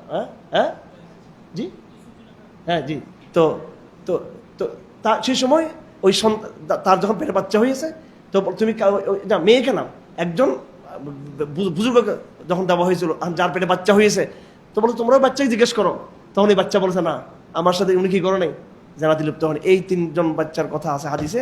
তার মধ্যে ওয়াস-সামাই যাতিল বুরুজের যে ঘটনা, এই ঘটনার মধ্যে এই ঘটনা রয়েছে, যুক্ত রয়েছে। যাই হোক, অনেক শিক্ষণীয় ঘটনা। আসহাবুল উখদুদ আমাদের জন্য বড় একটা, আমাদের জন্য শিক্ষণীয় বিষয়। আল্লাহ পাক সুবহানাহু ওয়া তাআলা এই ঘটনা থেকে আমাদেরকে ঈমানের জন্য সর্বোচ্চ ত্যাগ স্বীকার করার। আজকে দেখুন, সেই বাচ্চার পরিণতি কত ভয়ঙ্কর হয়েছে, ঠিক আছে, কিন্তু যারা ঈমানদার, এরা আল্লাহর কাছে এরা জান্নাতের সওগাত পেয়েছে, এবং ইতিহাসে তাদের একটা বিরাট একটা সম্মানের জায়গা হয়ে গেছে ঈমানের। আচ্ছা, যাই হোক, এরপরে এই সূরাটা শেষ হচ্ছে ওয়াসসামা বাল হুয়া কুরআনুম মাজিদ ফি লাওহিম মাহফুজ, ওয়াসসামাই ওয়াত তারিক ওয়া মা আদরাকা মাত তারিক আন-নাজমুস সাকিব। আল্লাহ পাক একটা তারিক, একটা নক্ষত্র আছে, তার নাম হচ্ছে তারিক, তার কসম খেয়েছেন। কসম খেয়ে আল্লাহ পাক এখানে মানুষের সৃষ্টির রহস্য আল্লাহ পাক বলেছেন এখানে যে মানুষকে নারী এবং পুরুষের পানি থেকে তৈরি করা হয়েছে। হ্যাঁ, মিনবাইন উসুল তরাইব, পুরুষদেরটা পিঠের থেকে আসে, মেয়েদেরটা বুক ইয়ে থেকে যায়, যেভাবে আল্লাহ পাক এখানে বিবরণ দিয়েছেন। আল্লাহ পাক এটা বলেছেন। তারপর আসমানের কসম, জমিনের কসম খেয়েছেন। ওয়াসসামাই যাতির রাজঈ, মানে আসমান থেকে বৃষ্টি হয়। ওয়ালাদি যাতির সাদঈ, জমিন থেকে উৎপন্ন হয়, এটা কসম খেয়েছেন। ইন্নাহু লাকাউলুল ফাসল, কোরআন হচ্ছে একদম চূড়ান্ত সিদ্ধান্ত। ওয়া মা হুয়া বিল হাজল, ইন্নাহুম ইয়াকিদুনা কাইদা, কাইদুন মাকরুন, তারা চক্রান্ত করে, আল্লাহ বলে আমি পাল্টা চক্রান্ত করি। সাব্বিহ ইসমা রাব্বিকাল আলা, এই সূরাটা বড় গুরুত্বপূর্ণ সূরা, এই সূরা বড় গুরুত্বপূর্ণ সূরা। এটা পড়ার সময় সুবহান রাব্বিল আলা পড়তে হবে। নামাজ যখন আপনি বলবেন সাব্বিহ ইসমা রাব্বিকাল আলা, তো কি বলবেন? সুবহান রাব্বিল আলা পড়বেন। এখানে এই সূরার এক লাইনের ভিতরে বৈজ্ঞানিক আলাপ আছে। এখানে সাব্বিহ ইসমা রাব্বিকাল আলা আল্লাযী খালাকা ফাসাওয়া ওয়াল্লাযী কদ্দারা ফাহাদা, কয়েকটা শব্দ। খালাকা, খালাকা মানে সৃষ্টি, আরটা হচ্ছে শৈল্পিকতা, যে আমি শুধু সৃষ্টি করছি তা না, আমার সৃষ্টির মধ্যে শৈল্পিকভাবে আমি চমৎকারভাবে সৃষ্টি করেছি। একটা বলা হয় খালেক, আরটা হচ্ছে সানে। খালেক মানে হলো বানানো, আরটা হচ্ছে সুন্দর করে বানানো। আল্লাহ মানুষকে সৃষ্টি করেছেন। সাওয়া মানে, সাওয়া বলা হলো নাকটা যত, আচ্ছা নাকটা যদি একটু লম্বা হইতো আমাদের কি হইতো?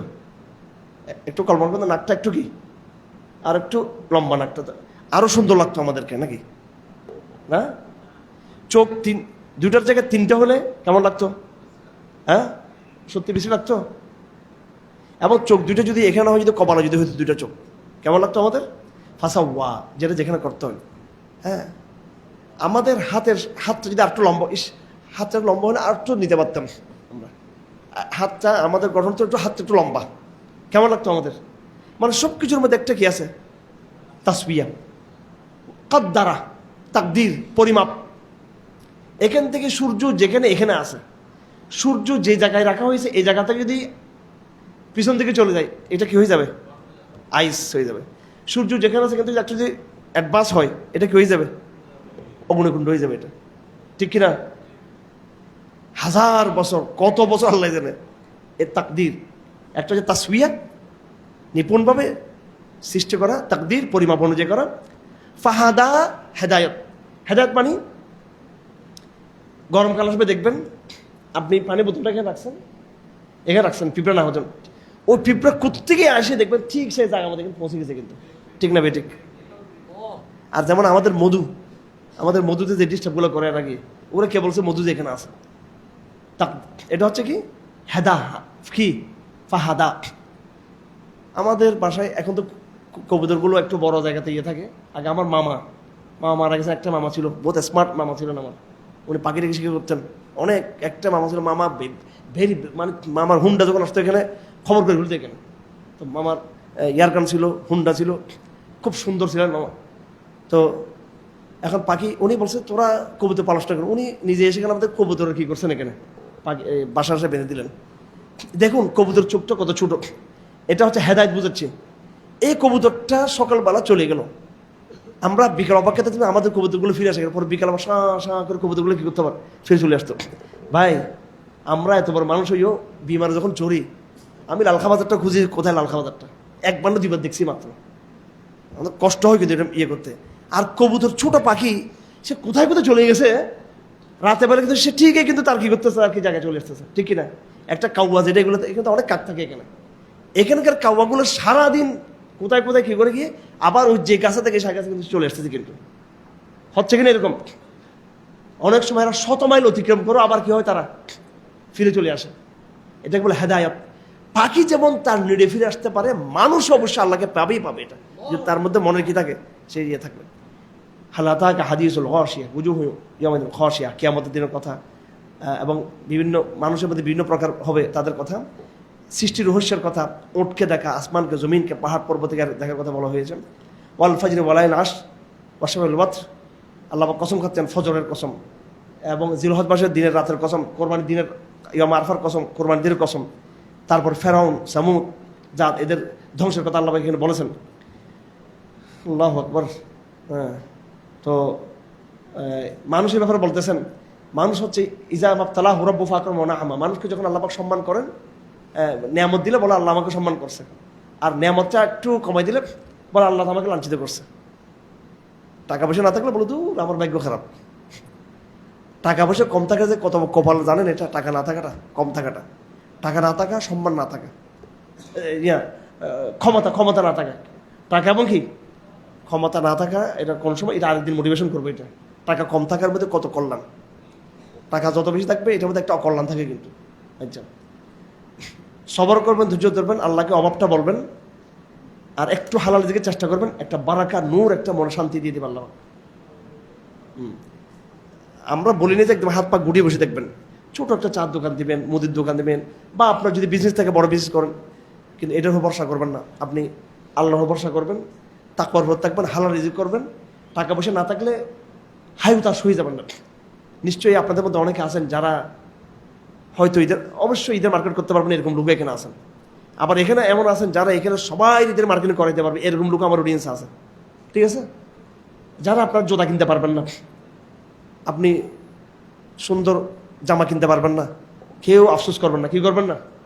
কোন আফসোস করবেন না, বলবেন আলহামদুলিল্লাহ আমার টাকা নেই, এই জন্য আমি সন্তুষ্ট আছি। আমি এটার উপরে, এটার উপরে কি আছে? এই ইতমিনার উপরে আপনার আগামী জীবনের বহু কল্যাণকর ফয়সালা হবে ইনশাআল্লাহ। ধৈর্য ধরবেন, ফকর দারিদ্রের মধ্যে কি ধরবেন? ধৈর্য ধরবেন, আল্লাহকে গিয়ে একটু বলবেন, আর বাকিটা মানুষকে বলার দরকার নেই, কিছু বলার দরকার নেই মানুষকে। ভবিষ্যৎ দেখেন না, বলা আকিবাতু মুত্তাকিন, হতাশ হবে না। টাকা না থাকলে পাগল মাত্র কি হয়েছে নাই, বাস সবর ধৈর্য। তালেবানরা পৃথিবীর একটা ক্ষুধার্ত জাতি। কি জাতি? হ্যাঁ, ক্ষুধার্ত জাতি, ক্ষুধার্ত। আফগানিস্তানের খাবার ছিল না ভাই। আমেরিকা যখন মারে ওখানে 2000 সালে, কি ছিল না? ক্ষুধার্ত, খাবার নেই, আপনার খাবারই নেই ওখানে। ওরা চা খায়, চা রং চা দেখছেন, রুটি দিয়ে, শুকনো শুকনো রুটি দিয়ে চা খাইতে পারে। ক্ষুধার্ত জাতি। এই ক্ষুধার্ত জাতির আল্লাহকে আজকে পৃথিবীর কোন বিজয়ের দিকে নিয়ে যাচ্ছে দেখেন। হ্যাঁ, আচ্ছা, যাই হোক, এরপর সম্পত্তির কথা আসছে। কাল্লা বাল্লা তুকিমুল ইয়াতিম, তোমরা ইতিমদেরকে তোমরা সম্মান করো না। ওয়ালা তাহাদুনা তোমরা মিসকিন, মিসকিনদেরকে তোমরা টাকা খাওয়াও না, তোমরা পরস্পরকে তোমরা উৎসাহিত করো না।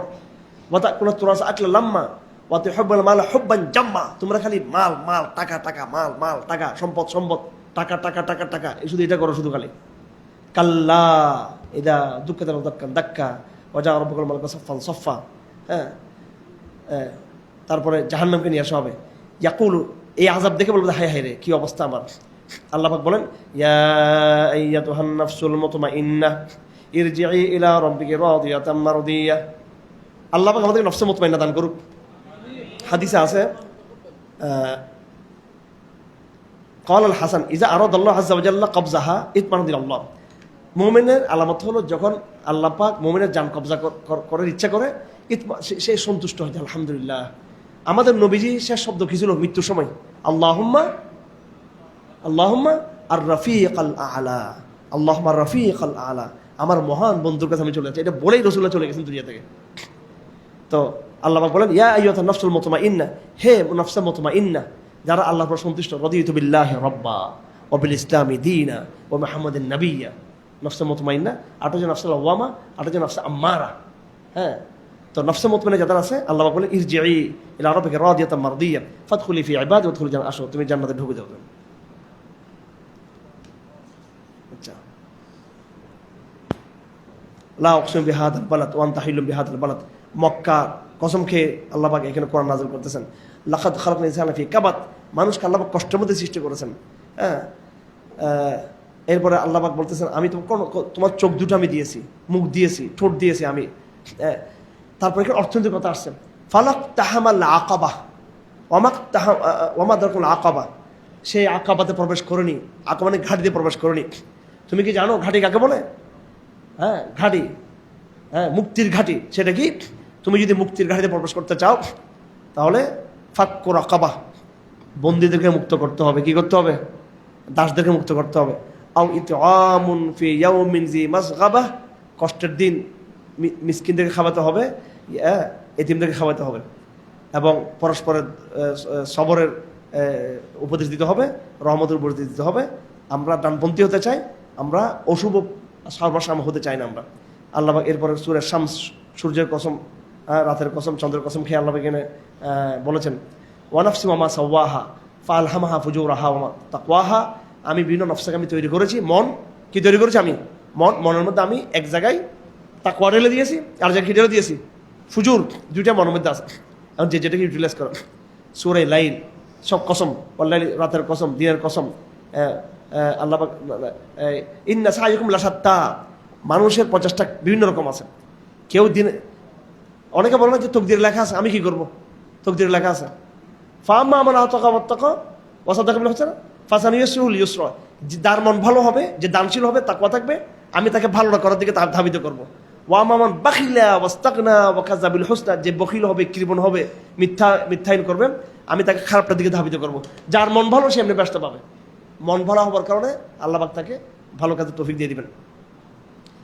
দুইটা সূরা আছে সিরতের, ওয়াদ-দুহা ওয়াল-লাইলি ইযা সাজা মা ওয়াদ্দাকা রাব্বুকা ওয়া ক্বালা। এখানে আল্লাহ বলেছেন আল্লাহ ইয়াজিদকা ইয়াতীমান ফাআওয়া ওয়া ওয়াজাদাকা দাল্লান ফাহাদা, আলাম নাশরাহ লাকা সাদরাক ওয়া ওয়াদা'না আনকা বিজরাক। এই দুইটা সূরা আল্লাহ নবীজি সম্পর্কে বলেছেন, ওনার প্রশংসা, ওনার সম্মান, ওনার মর্যাদা, এবং ওনাকে কষ্টের পর আল্লাহ পাক যে মুক্তি দিয়েছেন সেটা বলেছেন। তারপর সূরা 3 ওয়াত-তিনি ওয়াজ-যাইতুন ওয়া তুরি সিনিন ওয়া হাযাল বালাদিল আমিন লাকাদ খালাকনাল ইনসানা ফি আহসানি তাকওয়িম। আল্লাহ পাক কার কসম খাইয়েছেন? 3 ফল, জৈতুন ফল, তুরে সিনিন। এগুলো বাদ দিয়ে আমরা এখানে কি খাই বাংলাদেশে? হ্যাঁ, আমরা আলতু ফালতু খাবার মধ্যে আমরা আছি। ভালো ভালো এইগুলো জৈতুন তেল আমরা ব্যবহার করি না, সবাই জৈতুন তেল ব্যবহার করবেন, ঠিক আছে? আল্লাহ পাক বলেন আমি মানুষকে উত্তম কাঠামো তৈরি করেছি। সূরা দ্বীনের আয়াত নম্বর 4 থিওরি অফ এভলিউশনকে নাকচ করে, বিবর্তনবাদকে কি করে? নাকচ করে। বিবর্তনবাদ বলে যে আল্লাহ এইভাবে আমাদের সৃষ্টি করে নাই, আমরা বিবর্তনবাদ দিয়ে এইভাবে আসছি। আমরা আজকে কে যেমন চিন্তা করছে, বলে অ্যাপয়েন্টমেন্ট সেক্টর থেকে একসময় কি বিবর্তনবাদ দ্বারা চলে যাবে। এই ভাইটা ছোটো পিচ্ছিটা কোথায়? হ্যাঁ, এই বিবর্তনবাদ নিয়ে আমার সাথে কথা বলছে একটা ইয়াং একটা ছেলে, ছোটো পিচ্ছি, ঘুমাইতে গেছে। আমার যা না না শিখতে, মাশাআল্লাহ, আমি তো চাই এরা আসুক, এদেরকে ইয়ে করার জন্য। তো যে যাই হোক, তো এই অ্যাপয়েন্টমেন্ট যাবে না মানুষ থেকে, ঠিক আছে? ওর স্যার হচ্ছে বিবর্তনবাদী, আর আমার ছোটো পিচ্ছি ছেলেটা হচ্ছে কি ইমানবাদী, তৌহিদবাদী। হ্যাঁ, ইনশাল্লাহ তার বিজয় হবে ইনশাল্লাহ। তার আমি বই পুস্তক শিখিয়ে দিয়েছি ইনশাল্লাহ। বিবর্তনবাদের 12টা বাদী আমরা ইনশাল্লাহ হাদিস, ঠিক আছে? হ্যাঁ, বিবর্তনবাদ নিয়ে একদিন ক্লাস করে নেবো ইনশাল্লাহ, এই যে ঈদের পরে ইনশাল্লাহ। যাক, হ্যাঁ, আচ্ছা, ইকরা চলে আসছে এবার। ইকরা বিসমি রাব্বিকাল লাযী খালাক, হাদিস শরীফে আছে রাসূলুল্লাহ সাল্লাল্লাহু আলাইহি ওয়াসাল্লাম প্রথম কিন্তু ওহী কিন্তু আউয়ালু মা বুদিআ বিহি রাসূলুল্লাহ সাল্লাল্লাহু আলাইহি ওয়াসাল্লাম ইকরা। স্বপ্ন, রাসূলুল্লাহ প্রথম স্বপ্ন, ডাইরেক্ট ওহী আসতো নাকি স্বপ্ন আসতো আগে? স্বপ্ন। হযরত আয়েশার হাদিস, রাসূলুল্লাহকে প্রথম বলা হয়েছে কি? বলা হয়েছে ইকরা। কি বলা হয়েছে? ইকরা। রাসূল বলেন মা আনা বিকারিন, আমি তো পড়তে জানি না। ইকরা বিসমি রাব্বিকাল লাযী খালাক, এটা প্রথম আয়াত। সুতরাং শিক্ষা মন্ত্রণালয়, শিক্ষা প্রজেক্ট, এটার হকদার কারা? কোরআনপন্থীরা, ঠিক আছে? সূরা আলাক ইকরা প্রমাণ করে শিক্ষার দায়িত্ব, শিক্ষার এটার উপযুক্ত একমাত্র কারা? এটা পরিচালনার একমাত্র কারা? যারা কোরআনপন্থী। যারা কি বন্ধী? কোরআনপন্থী। আল্লাহ পাক এখানে আবু জাহেলের কথা নিয়ে আসছেন, কাফেরদের কথা নিয়ে আসছেন। আমি এদের চুলে ঝুড়ি ধরে আমি জাহান্নামে কি করবো? প্রবেশ করবো আমি। হ্যাঁ, তার বাহিনী আছে, আল্লাহ বলেন আমারও বাহিনী আছে, আমি এদিকে ডাকবো। তারপরে সে যারা আয়াত আছে এখানে লাইলাতুল কদর, এটা একটু পরিচিত। আজকে লাইলাতুল কদর সম্ভব, ইন্না আনজালনাহু ফি লাইলাতুল কদর ওয়া মা আদরাকা মা লাইলাতুল কদর লাইলাতুল কদরি খায়রুম মিন আলফি শাহর তানাজ্জালুল মালাইকাতু ওয়ার রূহু ফিহা বিইذনি রাব্বিহিম মিন কুল্লি আমর সালামুন হিয়া হাত্তা মাতলাইল ফাজর। আচ্ছা, এখানে আবার অঙ্ক বাইর করলে আপনারা সবাই আবার বলবেন যে লাইলাতুল কদর তো 27 তারিখ, অঙ্ক দিকে লাইলাতুল কদর বাইর করা যাবে? হ্যাঁ, তো অনেকে, আমি একবার লাইলাতুল কদর গবেষণা করতে করতে দেখি যে এটা আমার নিজের গবেষণা, সূরা কদরের মধ্যে কয়টা লাইলাতুল কদর কয়বার আসছে? কয়বার? 3 বার। লাইলাতু আল কদর কয়টা বর্ণ? 9টা। 3 নং কত? এটা কি এর আগে আর কেউ জানতেন? এটা কে কে জানতো? মানে আজকে বলার আগে একজন, তিনজন। তুমি জানতে এর আগে? আমার থেকে শুনছো 4 জন, আর কেউ জানতে না 5 জন। দেখেন এই যে একটা জিনিস আমি আবিষ্কার করলাম, পর আমি দেখি যেটা লতাহুল মারুফের মধ্যে লিখছি। এটা আবার আমি অনেক বিষয় নিজের যেমন কল্পনা করছি, কল্পনা এলম পর বহু বিষয় এরকম মিলে যায় এগুলো। মাশাআল্লাহ, একটু দলিল তো পাইছি। আবার লাইলাতুল কদর 27 তারিখ, লাইলাতুল দেখি 27 তারিখ। এটা কি শরীরের দলিল? এটা শরীরের দলিল নাকি? এটা আমি বহু অঙ্ক মিলেছি, আমার অন্য অঙ্কগুলো মিলে না। আবার কিয়ামত কবে, কয় হাজার বছর, আমি বহু জায়গায় ইয়াসআলুনাকা আনিস সাআহ, আচ্ছা আলিফ সিন আইন আমি মিলে আবার দেখি এগুলো মিলাতে পারি না। আবার এমন গবেষণা চলমান আছে, আবার গবেষণা চলমান আছে, ঠিক আছে, কিন্তু এটা মিলে গেছে। কিন্তু এগুলো মিলতে পারে, বাট এটা কি নয়, শরীয়তের দলিল নয়। হ্যাঁ, এটা একটা আলামত, এটা একটা আলামত। খবরদার, শরীয়তের দলিল মানব না আমরা এটাকে। সূরায়ে বাইয়িনা, সূরায়ে বাইয়িনা ওই একটা শব্দ আছে ওমা তাফাররাকা, সাম্প্রদায়িক কাফার হচ্ছে সাম্প্রদায়িক। এখানে তাদের এটা বলা হয়েছে ইজা জুলজিলাত। ইয়া আল্লাহ, এই সূরাটা আসলে আমার একবার আমি দিশার হয়ে যায়। আল্লাহ বলতেছেন কি, ফামাই ইয়ামাল মিসকাল যারাতিন খায়রান ইয়ারা, একবার ধুলি কণা সমান ভালো করলো এটা দেখানো হবে, খারাপ করলো কি হবে এটা। সুতরাং কান ধরা ছাড়া কোনো কি নেই।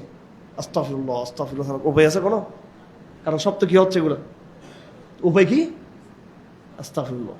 সারা রাত আজকে শেষ বেজুর, আজকে শেষ বেজুর, আল্লাহুম্মা ইন্নাকা আফুউন তুহিব্বুল আফওয়া ফাআফু আন্নি। ঠিক আছে, বলবো ওয়া মান ইয়ামাল মিসকাল যাররাতিন শাররান ইয়ারা, সব দেখানো হবে। কতবার মোবাইল দেখছি, কতবার কি করছি, কতবার গালি দিছি, কতবার চাপাবাজি করছি, কতবার মিথ্যা কথা বলছি, কত আরো যে হিসাব নাই, কত রকমের এখানে নামাজ তরক করা হয়েছে, রোজা ভাঙছি, মানুষকে কষ্ট দিয়েছি, তার নানান ফরজ ওয়াজিব সুন্নত এই সেই কত রকমের ছোট ছোট ছোট ছোট ছোট ছোট অলসতাগুলো, খারাপ কাজগুলো আমাদের হয়ে গেছে, আমাদের সবগুলো আল্লাহ পাক হিসাব রাখছেন।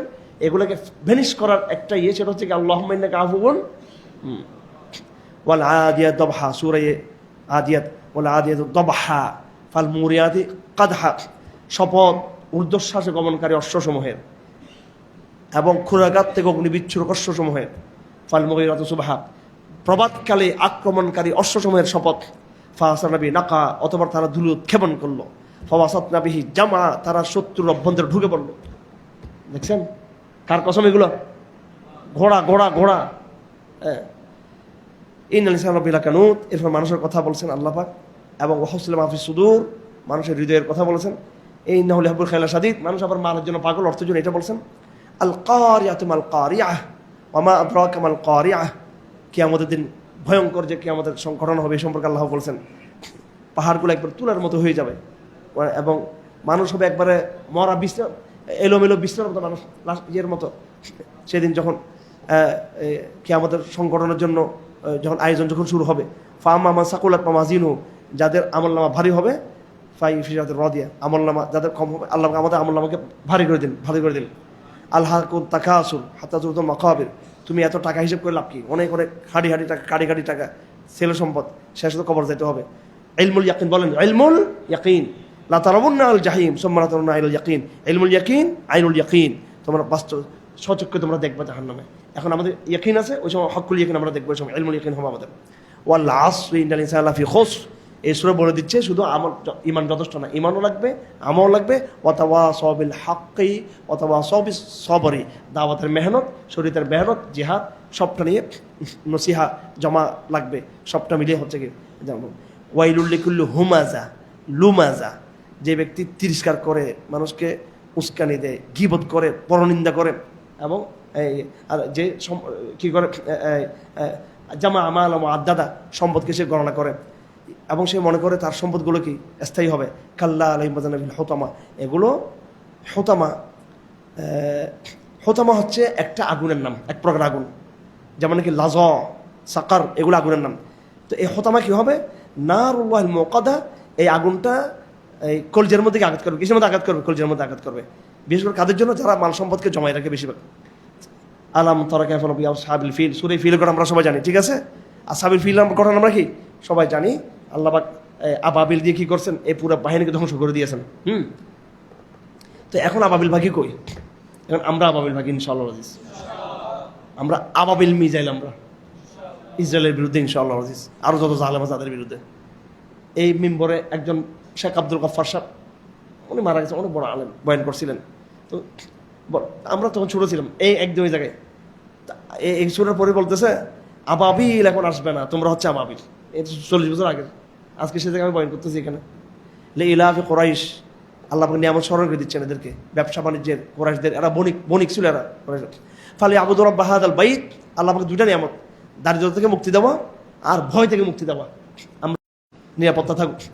এরপরে আর তাহলে সূরা মাউন, ওয়ায়ামনাউন আল মাউন, ওই সময় তো মুসল্লিদের তিরস্কার, ধ্বংস, যারা মাউনকে বাধা দেয়। মাউন মানে হচ্ছে যাকাত অথবা সামান্যতম দান, যারা গরিবদেরকে দান করে না। আল্লাহ বলছেন ফাওয়াইলুল মুসাল্লিন, ওইরকম মুসল্লিরা ধ্বংস হোক। যেদিন রাসূলের সঙ্গে মেরাজে নামা হয়েছে, উনি দেখছেন একটা নাহার, এটা চতুর্দিকে ঘেরাও করা আছে এবং এটার ডোম অর্থাৎ যেটা গম্বুজ আছে, এটা মুক্তা দিয়ে গম্বুজটা তৈরি করা। হ্যাঁ, বিরাট এক নাহার, এটার মাঝখানে গম্বুজটা হচ্ছে মণিমুক্তা দিয়ে তৈরি করা। আর রাসূল বলছেন এটা কি? বলে এটা হচ্ছে কিয়ামতে তোমাকে কি দেওয়া হবে? কাউসার। এটা যে সেই কাউসার, সুবহানাল্লাহ। এটা অন্য কোনো নবীদের না, আমাদের নবীদের জন্য আলাদা। এটা অন্যদের আছে, কিন্তু আমাদের নবীদের হচ্ছে মেন, এটা একদম বুনিয়াদ, একটা কুল ইয়া আইয়ুহাল কাফিরুন লা আ'বুদু মা তা'বুদুন। এটা হচ্ছে কাফেরদের ব্যাপারে এটা একটা আপসহীনতার একটা পায়গাম। তোমরা আমাদেরটা ইবাদত করবে না, আমরা তোমাদেরটা ইবাদত করবো না। একেবারে গুরুত্বপূর্ণ সূরা একটা আসছে, ইযা জা নাসরুল্লাহি ওয়াল ফাতহ ওয়া রাআইতান নাস ইয়াদখুলুনা ফি দীনিল্লাহি আফওয়াজা ফাসাব্বিহ বিহামদি রাব্বিকা ওয়াস্তাগফির ইন্নাহু কানা তাওয়াবা। 100 একদম শেষ সূরা। এটা কোন সময় কি সূরা? এটা নুজুলের দিকে, কিসের দিকে? ফতহ মক্কার পরে। কিসের পর নাযিল হয়েছে এটা? মক্কা বিজয়ের পরে। তার মানে বোঝা যাচ্ছে ইসলামের চূড়ান্ত, তার মানে এই সূরা সর্বশেষ নাযিল হওয়ার মধ্য দিয়ে বোঝা যাচ্ছে ইসলামের আলটিমেট মিশনটা হচ্ছে কি? রাজনৈতিক সামরিকভাবে বিজয় অর্জন করা। শুধু তারাবির নামাজ পড়া, জমাতে পড়া না, বরং রাষ্ট্রীয়, আন্তর্জাতিক, জিওপলিটিক্যাল, সামরিক চূড়ান্ত বিজয় অর্জন করা, খেলাফত প্রতিষ্ঠা করা। এটা কিন্তু কি? ইযা জা নাসরুল্লাহি ওয়াল ফাতহ ওয়া রাআইতান নাস ইয়াদখুলুনা ফি দীনিল্লাহি আফওয়াজা ফাসাব্বিহ বিহামদি রাব্বিকা ওয়াস্তাগফির ইন্নাহু কানা তাওয়াবা। তো এখানে কি বলতেছে? যে কথা শেষ হয় নাই। ও নবী মুহাম্মদ সাল্লাল্লাহু আলাইহি ওয়াসাল্লাম, তোমাকে তো বিজয় দিয়ে ফেলছি, এবার তোমার মিশন শেষ। ফাসাব্বিহ বিহামদি রাব্বিক, মৃত্যু সন্নিকট তোমার, এবার বেশি সুবহানাল্লাহ সুবহানাল্লাহ পড়ো, ইস্তিগফার পড়ো। ইন্নাহু কানা তাওয়াবা, তিনি তওবা কবুলকারী। হযরত আম্মা আয়েশা বলেন, এই সূরা নাযিল হওয়ার পরে আল্লাহর নবীজি কোনো নামাজ পড়তেন না, কোনো নামাজ এমন নাই যে নামাজের পরে এই দোয়াটা পড়তেন না, কি? সুবহানাকা রাব্বিনা ওয়া বিহামদিক আল্লাহুম্মা গফিরলি। মৃত্যুর আগ পর্যন্ত দোয়া করতেন। অর্থাৎ যখন আপনার মিশন শেষ হয়ে যাবে, মিশন বিজয় করবেন, এবার মনে করবেন আপনার মৃত্যু কাছে আছে, এবার আপনি কি ইস্তিগফার পড়বেন বেশি বেশি। আমাদের নবীজি শেষ জীবনটা ছিল বেশি ইস্তিগফার পড়া। তো এই সূরা ইযা জা নাসরুল্লাহি নিয়ে চমৎকার ঘটনা আছে। আব্দুল্লাহ ইবনে আব্বাস বয়সও কম ছিল, কিন্তু হযরত ওমর সবসময় তাকে বড় বড় সাহাবাদের সাথে মজমার মধ্যে রাখতেন। তো বয়স্ক সাহাবীরা বলতেছেন যে আমরা শেখ, আমরা বয়স্ক, এই পুচ্ছি ফোলা এখানে সবসময়, ও এখানে কি, ও সবসময় বলে আচ্ছা ঠিক আছে, ও এখানে কি, আচ্ছা ঠিক আছে। ডাকছে একদিন সবাইকে, বলো দেখি ওলামায়ে কেরাম, আমার গবেষণা পরিষদের বড় বড় শেখরা বলেন ইযা জা নাসরুল্লাহি ওয়াল ফাতহ ওয়া রাআইতান নাস, এটাতে কি বলতেছে? এটাতে বলে হ্যাঁ, রোম বিজয় হবে, পারস্য বিজয় হবে, ধন সম্পদ আসবে। সবাই বলতেছে, সব শেখরা। ও পিচ্ছি ফোলা, আপনি নামাজ বসে আছে এখানে, তুমি বলো। সে বলতেছে এটা হচ্ছে রাসূল সাল্লাল্লাহু আলাইহি ওয়াসাল্লামের মৃত্যুর সংবাদ, এটা সূরাটা। ফাকাত আল্লাহ ওইভাবে ওনাকে তাফসীর শিখিয়ে দিয়েছে আব্দুল্লাহ ইবনে আব্বাসকে। তো তাব্বাত ইয়াদা আবি লাহাব, আমরা সবাই জানি আবু লাহাব এর স্ত্রী সম্পর্কে জানি যে রাসূলুল্লাহকে সে কি কষ্ট দিত। আল্লাহ পাক তার সম্পর্কে এখানে কোরআন আয়াত নাযিল করেছেন। এখন কেন আল্লাহ পাক এই শব্দ ব্যবহার করছেন? এটা কুরাইশদের ব্যাপারে এই সময় ওই একটা কাউন্টার করা, এইভাবে অভিশাপ দিয়ে, ওইটাই সময় দাওয়াত ছিল তার। আল্লাহ পাক তার ধ্বংসের বিরোধী আল্লাহ পাক এখানে করেছেন। এটা তাদেরকে দমন করার জন্য সাহিত্যিকভাবে আল্লাহ সুবহানাহু ওয়া তাআলা এই আয়াতটা আমাদের একটা বড় নজির। এবং বিশেষ করে আবু লাহাবের কথা এবং তার স্ত্রীর কথা, আবি লাহাব এবং তার স্ত্রীর কথা, এবং তার হাম্মালুল হাতব যে লাকড়ি কী করতো, এবং তার ফি জিদি হাবলুম মিন মাসাদ, সেই মাসাদ বলা হয় যে রশি, যেটা খেজুরের যেটা কী করতো, যেটা সে লাকড়িগুলো করে যে মানত, সে তৈরি করতো। তো আল্লাহ পাক সুবহানাহু ওয়া তাআলা তার পরিণতির কথা, তার ইচ্ছের কথা এই সূরার মধ্যে একটু গজবের ভাষায় নিয়ে আসছেন। এরপর সূরা ইখলাস, কুল হুয়াল্লাহু আহাদ আল্লাহুস সামাদ লাম ইয়ালিদ ওয়া লাম ইউলাদ ওয়া লাম ইয়াকুল লাহু কুফুয়ান আহাদ। পুরো একমাত্র একটা সূরা, আগাগোড়া তাওহীদ ছাড়া কিচ্ছু নেই এখানে। কি নাই? এমনকি আল্লাহ পাকের কোনো সিফত আসে না এখানে, সবগুলো কি এখানে একদম তৌহিদ, খালাস তৌহিদ। এই জন্য এটাকে কি বলে? ইখলাস। ইখলাস মানে একদম শিরিক মুক্ত কি ইবাদত। এই সূরা হচ্ছে সূরাতুল ইখলাস যেটা বলে। সূরা ফালাক, সূরা নাস, হাদিস শরীফ আছে দুইটা বড় বড় সূরা আমাকে দেওয়া হয়েছে। তাওরাত ইনজিলের মধ্যে ইহুদি খ্রিস্টানদেরকে সূরা দেওয়া হয় নাই। এই দুইটা সূরা যে পড়ে ফু দিবে, এই দুইটা যে আমল করবে, আল্লাহ সুবহানাহু তাকে সব রকমের আপদ থেকে, বিপদ থেকে, বলা মুসিবত থেকে দূর রাখবে।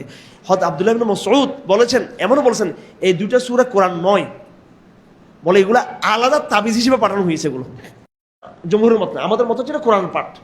কিন্তু এই দুইটা সূরার মধ্যে যে অ্যাকশন আছে, অ্যাকশন প্রতিরোধ ক্ষমতা আছে, এটার গুরুত্ব বুঝাতে কি আব্দুল্লাহ ইবনে মাসউদ বলেছেন এটা আলাদা।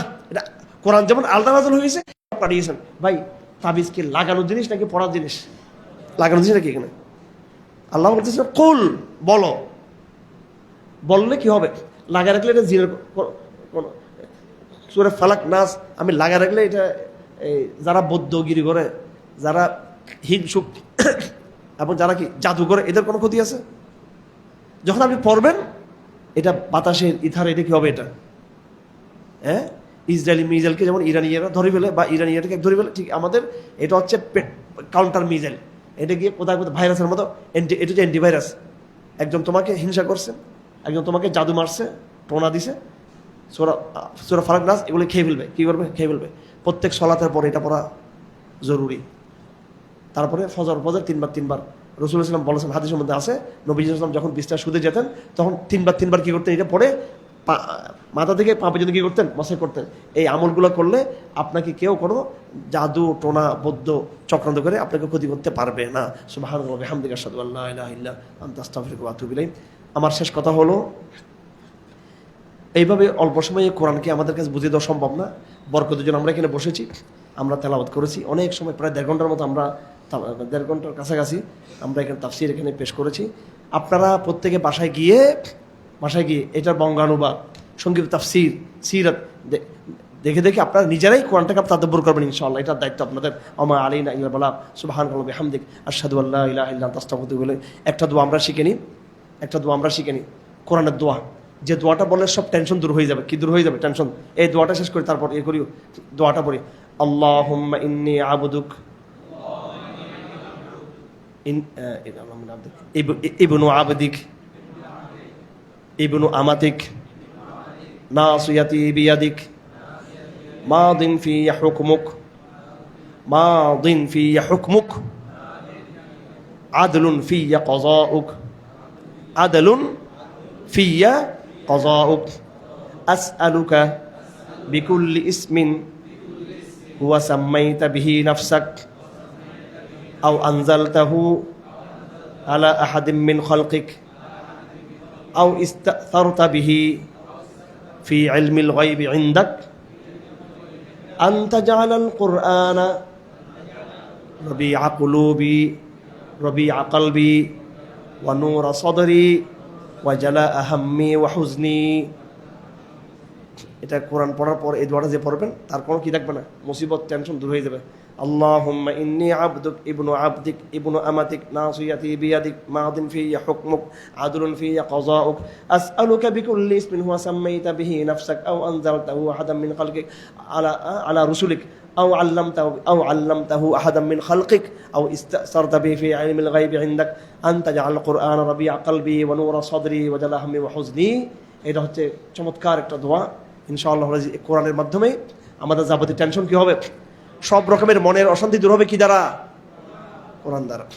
আপনার ঘরে অশান্তি, পরিবারে অশান্তি, নিজের যে অশান্তি, ইমানদারের জীবনে বিভিন্ন সংকট থাকে, ব্যক্তিগত, পারিবারিক, সামাজিক, রাজনৈতিক, আন্তর্জাতিক, কিন্তু সংকট থাকে কিন্তু অশান্তি থাকে না। মনে কি থাকে না?